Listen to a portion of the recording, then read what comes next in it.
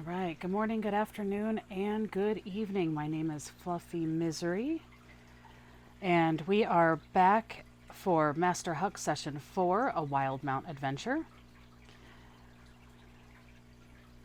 We've been telling the story of Story Master Huck and his adventurers as they make their way through Wildmount. Our previous adventures took the group through a dangerous swamp on a rescue mission, and now our group has made their way to the Great Jagao Games. The group is working their way through the contests and attempt to get to the final event and the big prize. Not that anyone has bothered to ask what the prize is. This brings us to where we left off, and our story begins again. Let me tell you a story. Roll a d20 and give me a constitution save. Let's get going, Gub said, eyeing the horse-sized baby tortoises. This is going to be so much fun. Booma almost skipped to the nearest tortoise. She held her finger to her forehead and stared deep into the creature's eyes. Can you hear me, little one? Hungry, she heard in her mind. Oh, I have just the thing. She pulled the walking salad from her pouch and gave the creature a leaf. It excitedly munched on it, and when it finished with the small sample, it reached for the cup to take more. Not yet. You can have the rest when we make it down to your friends. Booma pointed down the road in the direction of the tortoise pen. Hungry, she heard again. Then you had better get walking, Booma responded. The others, taking Booma's lead, gave their tortoises a small portion of the salad. With the animals looking interested, they got onto their backs, like the other contestants, and urged the creatures forward. I don't think I want to get that close to that thing's mouth. It looks dangerous, Gub said, not giving his tortoise any salad and getting on its back.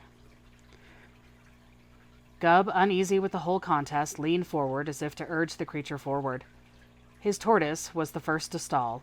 It stopped moving abruptly, sending him toppling over the animal's head. The others saw Gub face down on the dirty street, a tortoise standing over him looking bored, but, not wanting to lose control of their own tortoises, kept on their slow path, and did not even holler "Are you okay?" as they passed him. Except Doog. Try the walking salad, he called as his tortoise ambled past. An injured Gub tried to give the tortoise some walking salad. After it finished eating, he tried to get on it again. The animal moved as he was mounting. Gub missed a step and hit the ground again. I'm not made for this. I'm done. Gub tossed the lead rope to the ground beside him and gingerly got his bruised body off the ground. I think I might have broken something, he said, holding his arm. His tortoise, no longer held back, began following the others to the finish line without him. I hate turtles, he muttered, and began heading down the road. Zavalor was the next to have his tortoise stall. As he came to a halt, some of his walking salad fell from his bag. As he found his balance, the tortoise found the food and continued to move forward to collect it. That was close, he said to himself. As the other contestants struggled to get their creatures to the finish line, Doog, Booma, Nicola, Warsoul, and Mila made it to the finish. They hopped off, and the small goblins rushed over to grab the ropes. Well done, they told the survivors. Here are your medals. The 5 winners were handed small silver medals with the imprint of the horizon-back tortoise on them. The goblins hurriedly took the tortoises to the pen. Well, I guess that's it, said Nicola. Did Gub make it down here yet? Zavalor asked. He's limping his way over now, said Mila, pointing down the road to a limping Gub, who was holding his arm and has a pained look on his face. We might need a healer before we move on to the next competition, said Warsoul. I'll get a spell ready. Booma sighed and began wiggling her fingers. He should have used the walking salad first. A bribe is always beneficial, said Doog, shaking his head. As Gub approached, Booma's spell reached out and gently fixed his broken bone and most of his bruises. That's all I've got, Booma said when they were finished. I'll live with the bruises. They'll go away eventually. Gub continued. Can we move on to a non-animal related contest? I think I see a maze contest, Booma said, pointing to a sign near a wall of bushes. That should work, said Gub. Anything has to be better than dealing with animals again. As the group approaches, they see a large ogre woman standing at the start of a maze, with a small goblin standing at her side, and a bird person standing on a platform that rises about 4 foot tall next to the bushes near the entrance of the maze. Do you wish to try the maze? He calls down to the party as they approach. Yes, how does it work? Booma asks. It's 3 silvers to enter. Enter as many times as you like. If you hit a dead end, I'll come get you, and you'll lose. If you make it to the exit, you win, he says. Do we all want to try the maze? Booma asked the group. I don't see why not, said Nicola. They watched as the pair at the entrance made their way inside the maze and line up, where they saw the first 2. They hand over their silver to the bird. Head in when you're ready, he called down. As they made their way inside the maze, Booma paused at the gate. Can I fly up and see what it looks like? They asked the bird. I don't see why not. It's everyone else's fault if they can't fly, he responds. Booma takes to the air, makes notes of the path, and lands at the entrance. They head into the maze. Let's see, it was left, left, right, straight, left, right, right, and we're out, Booma said as they triumphantly made it through the maze long before anyone else. The others make it out one by one, except Doog. They hit a dead end, and the bird at the entrance swoops down to pick them up and deposits them back at the beginning. Paying the fee again, they try again. And again. And again. When it looked like they were going to run out of silver and have to accept defeat, they finally found the exit. That was a very difficult maze, Doog said on their 4th attempt. I don't think I was made for mazes. That did take you a long time, the bird at the front gate said. Hey, are you heading to the swimming contest? I believe that is where we are headed next, Doog said. Good. Can you tell the woman running the contest that I need to see Dermont? It's not an emergency. He just left something in the maze, and I need to get it back to him. Just tell her Sharpwatch is looking for Dermont. I can do that, Doog said. We'll head over right now and tell her before the competition begins. They head over to where the rest of the group is waiting. You finally made it, Doog, Booma said, sarcasm clear in her voice. We can't all have wings. Just wait and see what I can do in the water, Doog said.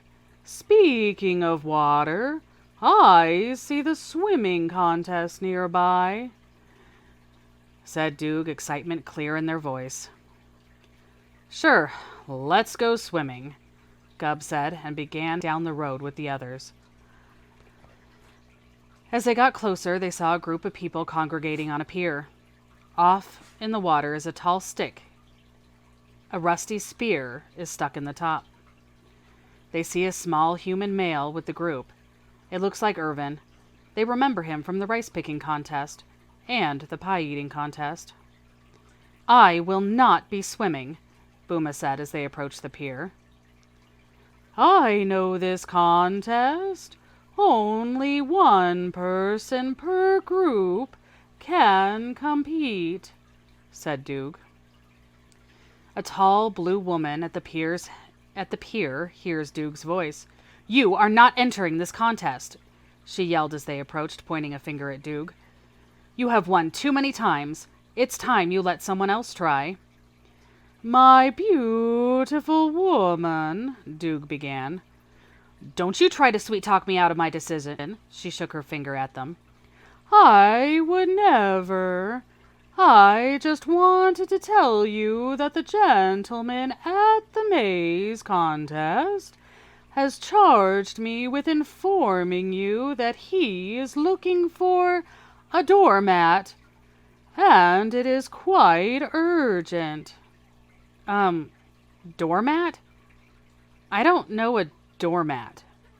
the blue woman said. Are you sure? The gentleman at the maze sounded like you knew him. Something about how he is in a team of contestants. You mean Dermot? She replied, a slight irritation in her voice. Sure, that sounds right, Duke said, shrugging their shoulders. Roll me a d20 and give me an insight check. Now that I have your attention, don't you think that after all the help I've provided you and Doormat and the Maze Keeper, that I deserve to be allowed to compete? After all, it looks like the other team has a water ganassi competing. Surely they will be an adequate match for me. Roll me a d20 and give me an insight check. You did offer up your services as a messenger, and there is another creature of water competing. I guess I'll let you compete. Just this one last time. Duke took a step back to rejoin the group. Did you hear the other group? They were discussing which spells to use to give them an advantage, Booma said. Great. They've already got a water ganassi, and now they want to enhance her with a spell? We're never gonna win, Gub said. I don't think spells are allowed, Nicola said. All I know is that Booma and I will not be competing. I don't think either of us swim very well, Zavalor said. Mila nodded her head in agreement while Warsaw flipped through his spellbook. No need for magic and cheating, my friends, Duke said as they joined the conversation. That fine woman has allowed me to compete. This will be easy. Let the others cheat if they need to. I will still win. How did you manage to get her to allow you to compete? Mila asked. I just used my salesman charm, Duke said, taking their salesman stance, holding their round belly and leaning back slightly. The rest of the group eyed Duke suspiciously. Sure, Duke, I'm sure that's exactly what convinced her, Gub said. I don't think I like your tone, Goblin, Duke said. I was a salesman for years, and I know the ways of people when I need to. All right, everyone, the blue woman called out over the crowd. Contestants, take your marks on the dock. That would be me, Duke said excitedly, walking over to the pier. Do you think Duke can swim? Gub asked the group. Well, they certainly don't fly well, Booma said sarcastically. The contestants took their places on the dock as the blue woman explained the rules. Now, when I say go, you jump from the dock, swim to the marker, take the rusty spear out of the marker, then turn around, and first person back to the dock wins. No magic allowed, no boots of swimming, no water breathing spells. It has to be your raw skill alone to win. Is everyone ready? She waits for their nods of agreement. Go! The contestants take off, Duke quickly leaving everyone in the wake. With a speed only achieved by built-in webbed feet and long practice sessions dashing around combat situations, Duke made it to the marker before the others had gotten a few feet in the water. They pulled the spear out of the marker and started swimming back. Swimming with an amazing speed, Duke made the turn and began the journey back to the pier. They passed the others as they made their journey to the halfway mark, sending a wave of water over their heads in passing. The other contestants stopped their swim to watch Duke spring out of the water, avoiding the log obstacles that were released to hinder their path. Duke sprung out of the water when they reached the pier, turning to see the others had just reached the halfway point. A shark jumped out of the water in front of them, and they scattered in panic, desperately trying to make their way back to the safety of the pier. Shark was a little slow this time, Doog said, grabbing their bag and reaching out for their medal. I should not have let you compete. Never again, Doog, the blue woman said, handing Doog their silver medal with an imprint of a swimmer. But you did, Doog said, taking the medal and walking back to the group. I have never seen anyone swim so fast, Mila said as Doog returned. I'm a fish. Water is what I do. Doog shrugged their shoulders. We should head over to the next game. I think our last one is the riddle. Sounds like a plan, Booma said. The group left the other swimmers screaming in terror in the lake and headed over to a sign that read, Riddle Contest. A goblin in blue robes stands in front of 3 tables. One has a picture of a star map, one has a collection of colored bottles containing liquids, and the last table is a box with 4 keys. Do you want to try my riddles? The goblin asked, clasping their hands. It is only 2 silvers to try. Guess 2 out of 3, and you win your medal. I think we can do this, Nicola said excitedly. I hate riddles, Gub says. Why? Nicola asked. It's just like creating a machine. You've just got to put the pieces together right. Let's give it a shot. Which one do we start with? Booma hands 2 silvers to the goblin. Let's try the box first, suggested Mila. Here's your riddle, says the goblin. Bronze, copper, silver, gold, ancient ones from tales of old. Match the key to the box, or else you'll get a shock. They move over to the box. The box is decorated with shells and pearls and is painted blue. The lock looks like it's in the shape of a dragon. The keys are silver, bronze, gold, and copper. I think we're looking for the metal that's associated with a water dragon, Nicola said. It makes sense with the riddle. Dragons are ancient and come in those colors.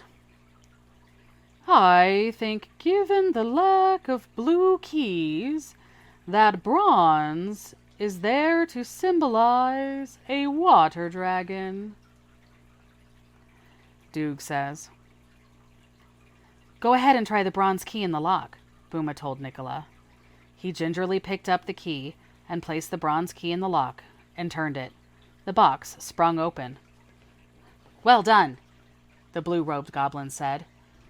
No one has gotten that one all day. Which one do you want to do next? Maybe the star map? Booma suggested to the group. Fine by me, said Nicola. Good choice, said the goblin. Here's your riddle.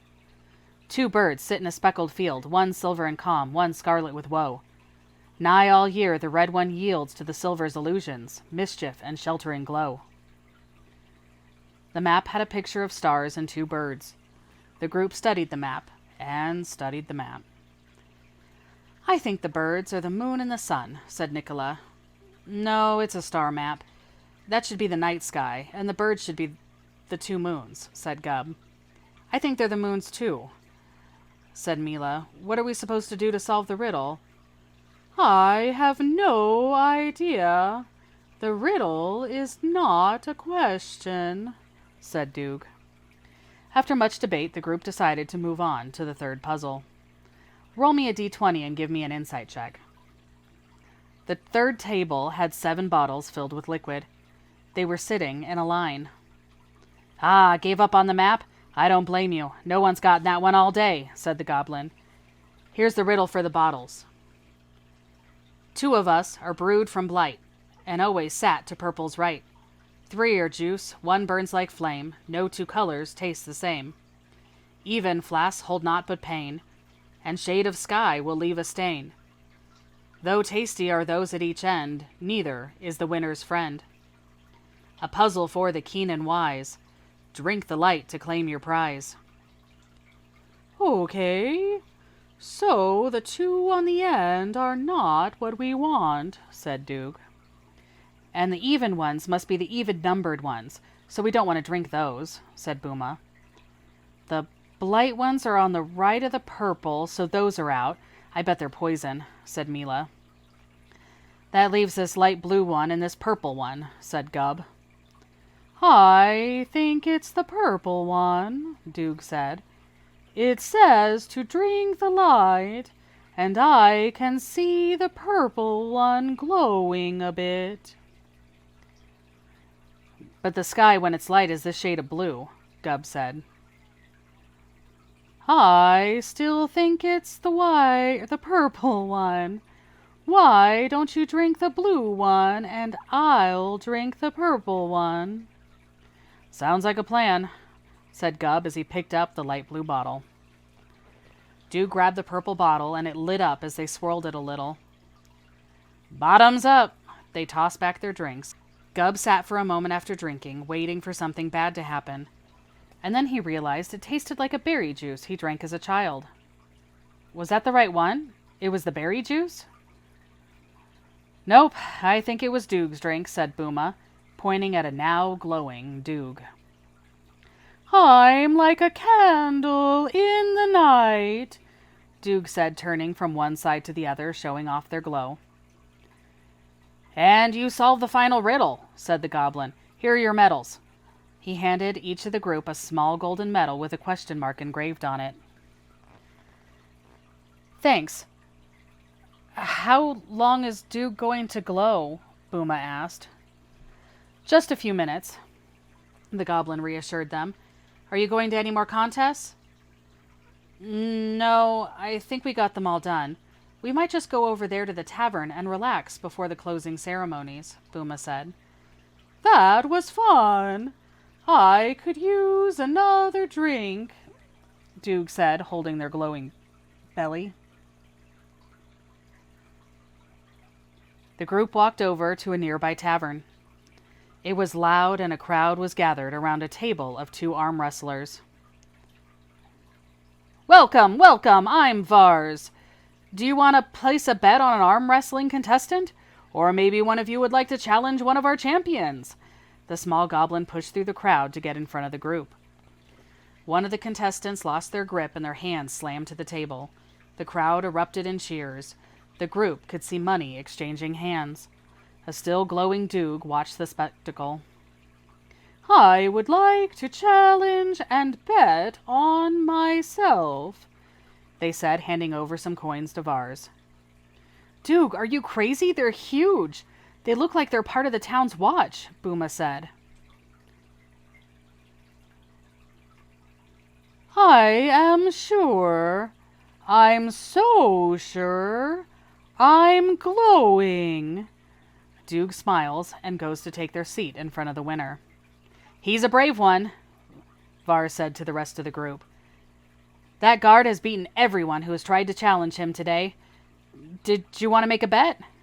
Yep, said Gubb, handing over some coins.